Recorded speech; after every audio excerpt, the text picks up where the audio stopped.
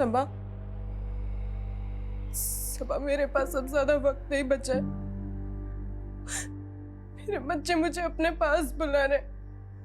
मेरा तौफीक, मेरी रज़िया अपनी अम्मी को अपने पास बुला रहे। सबा,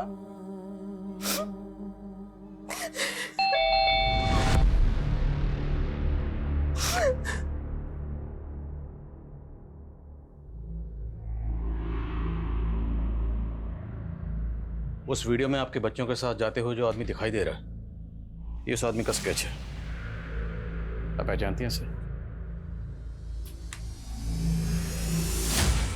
सर ये तो अमजद है। इसने मेरे बच्चों का कत्ल किया है। सबा, सबा इसने फिर से मेरी गोद छूनी कर दी। ये शैतान मेरी जिंदगी से क्यों नहीं चाहता? सबा, क्यों नहीं चाहता? अरे शर्म नहीं आई तुझे? शर्म नहीं आई तुझे? अरे इंसानियत हमेशा दरिंदा। अपनी औलाद को खा के तुझे शर्म नहीं आएगा? तुझे अगर फांसी भी हो जाएगी ना तो भी मुझे सुकून नहीं मिलेगा। इस दुनिया में नहीं, उस दुनिया में तेरे को सजा मिलेगी। प्लीज शांत हो जाइए। ये गाड़ी टाका।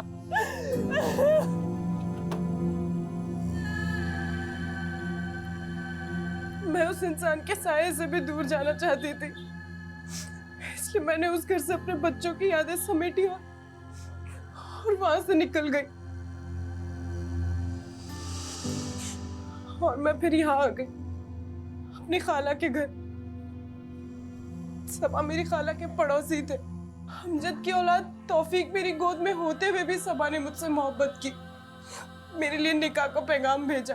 खाला के समझाने के बाद मैंने सबा से निकाह कर लिया और शादी के कुछ साल बाद रज़िया पैदा हुई। बहुत खुशहाल परिवार था सर हमारा, लेकिन इस अमजद ने इसने एक बार फिर से मेरी गोद सूनी कर दी।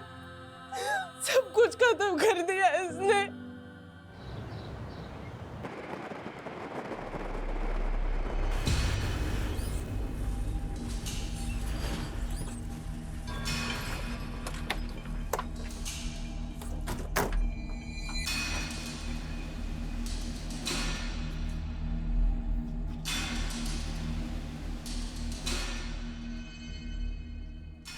सुनिए।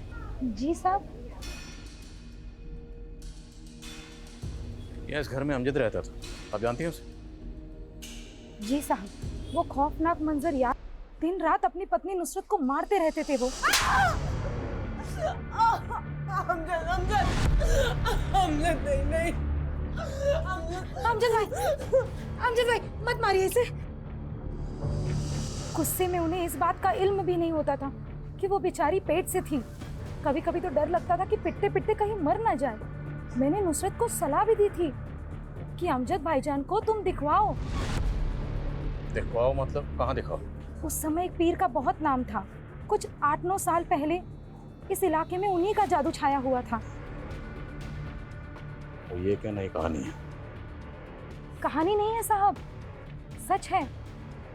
सब उसे फरिश्ता कहा करते थे। वो फरिश्ता मर्दों की मुसीबत हल करने के लिए दवा करता था। मेरे शौहर भी उन्हीं के मुरीद थे। मैं भी एक बार अपने शौहर के साथ उस जगह गई थी। साहब, हम अपनी परेशानी एक पर्ची पर लिखकर उस बूढ़े आदमी को देते थे और वो अंदर जाकर फरिश्ते को वो पर्ची देता था।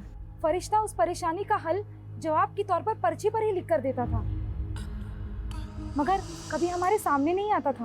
वो बूढ़ा कहाँ है जो पर्ची लिखकर अंदर देता था? वो बूढ़ा साहब, वो तो कब का मर चुका है।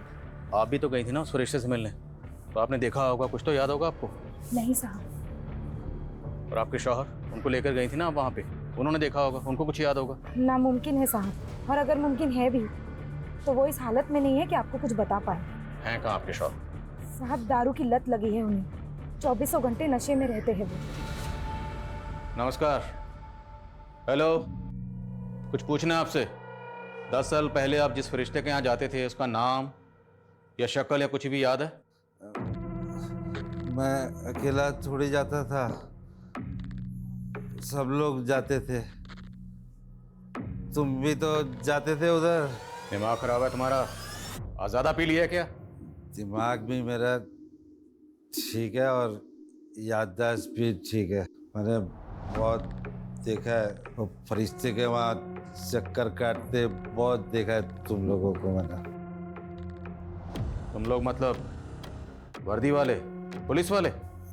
सब पुलिस वाले जाते थे उधर, देखा है। नाम क्या है उस पुलिस वाले का? नाम नाम मुझे याद नहीं है। अगर वो आदमी सच बोल रहा है तो मतलब शर्म आनी चाहिए। एक पुलिस वाला एक ढोंगी के यहाँ चक्कर काट रहा था। वो ना खुद सिर्फ उस बात को मान रहा था बल्कि अंधविश्वास को बढ़ावा भी दे रहा था। गवाह है हमारे पास, चश्मदीद गवाह, जिसने कई बार आपको वो आपके फरिश्ते के यहाँ चक्कर काटते हुए देखा। और हमें यह भी पता है कि अमजद के बच्चों के मर्डर केस की तहकीकात आप ही कर रहे थे। वहाँ जाना, किसी को फॉलो करना, ये कोई क्राइम तो नहीं है? कोई क्राइम नहीं है। लानत, लानत है। लानत समझते हैं आप? एक पढ़ा लिखा पुलिस वाला अंधविश्वास में यकीन करता है। और दूसरी बात, आपका वो जो फरिश्ता है ना, उसका पूरा कच्चा चिट्ठा हमारे पास है। डिपार्टमेंट के आदमी हो इसलिए इतनी उम्मीद तो कर सकता हूं कि कॉपरेट करोगे। करेंगे ना कॉपरेट? सुनिए, पहले पूरी बात सुनिए। अमजद के बच्चों की तहकीकात करते वक्त कहीं वो उस फरिश्ते की श्रद्धा तो आड़े में नहीं आ रही थी ना आपके? ये बघा तावड़े साहब, मैं एक जिम्मेदार और बेदाग ऑफिसर हूँ और मैंने वही रिपोर्ट किया जो मैंने क्राइम सीन पर देखा। और मेरी जगह पर और कोई भी ऑफिसर होता तो वो भी वही कंक्लूड करता। लेकिन असली कंक्लूजन अभी बाकी है और वो हम निकालेंगे।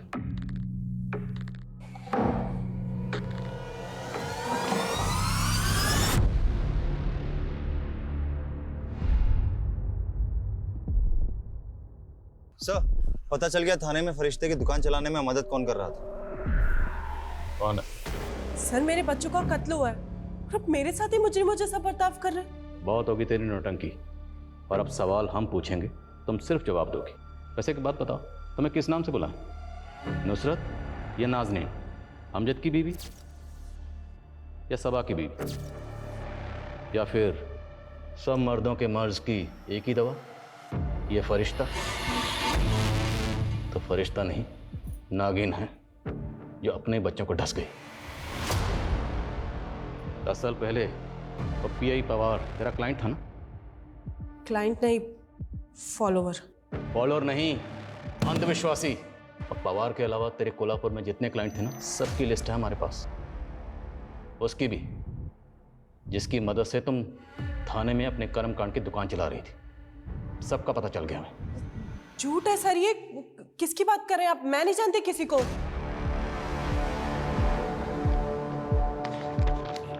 ये तेरा आशिक, जिससे तुम दिन में 10 बार बात करती थी, बार बार लगातार, जिसके साथ तेरा अफेयर था। फवाद, जिससे तुम दिन में 10 बार बात करती थी, बार बार लगातार, जिसके साथ तेरा अफेयर था।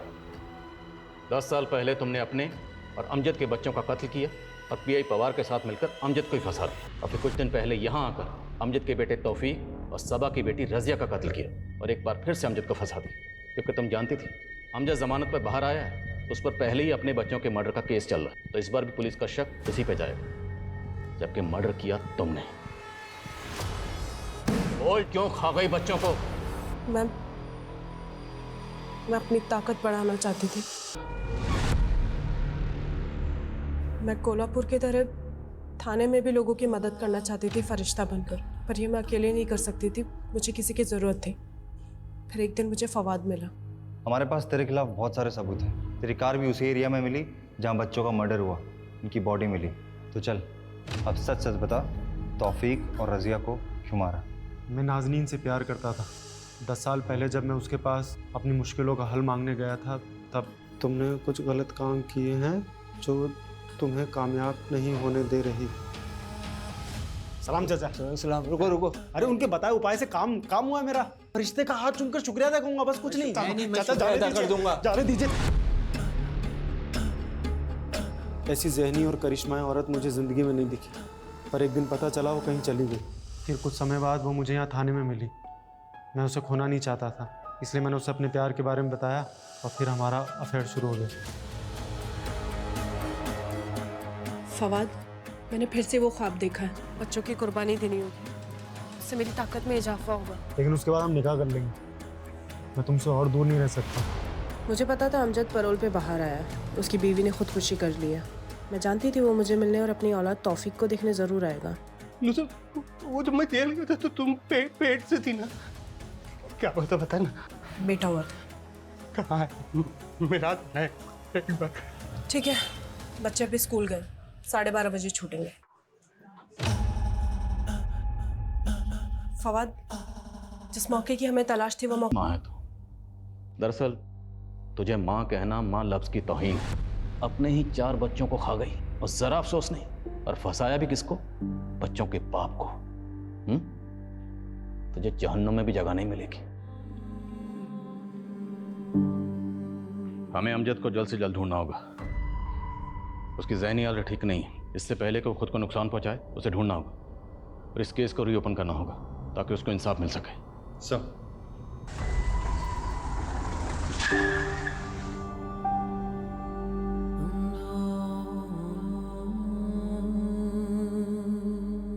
अमजद सच बोल रहा था। उसने गुस्से में तारा की गर्दन पकड़ी जरूर थी, पर उसने तारा को मारा नहीं था। तारा ने खुदकुशी की थी। एक अंधविश्वासी औरत ने अमजद जैसे बेगुनाह इंसान को एक बार नहीं बल्कि 2 बार झूठे जुर्म में फंसाने की कोशिश की। हालांकि पहली बार सच को सामने आने में इतना ज्यादा वक्त लग गया जिसके चलते अमजद की जहनी हालत पूरी तरह से बिगड़ चुकी। पर अब केस रीओपन हुआ और हम पूरी कोशिश करेंगे कि अमजद को इंसाफ मिले। इस स्पेशल सीरीज में हम ऐसी ही कई और हैरत अंगेज और दिल दहला देने वाली कहानियां लेकर आते रहेंगे जो कल्पना से भयानक सच और सबक दो।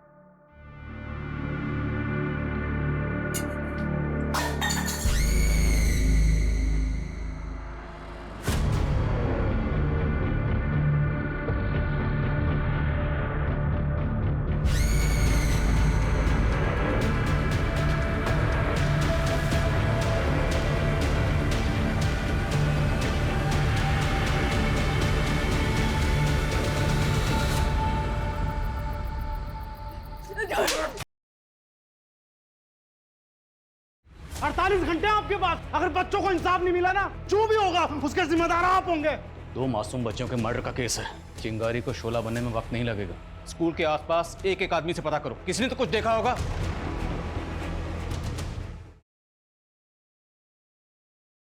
10 साल पहले तुमने अपने और अमजद के बच्चों का कत्ल किया, अमजद को ही फंसा दिया। और फिर कुछ दिन पहले यहां आकर अमजद के बेटे तौफीक और सबा की बेटी रजिया का कत्ल किया और एक बार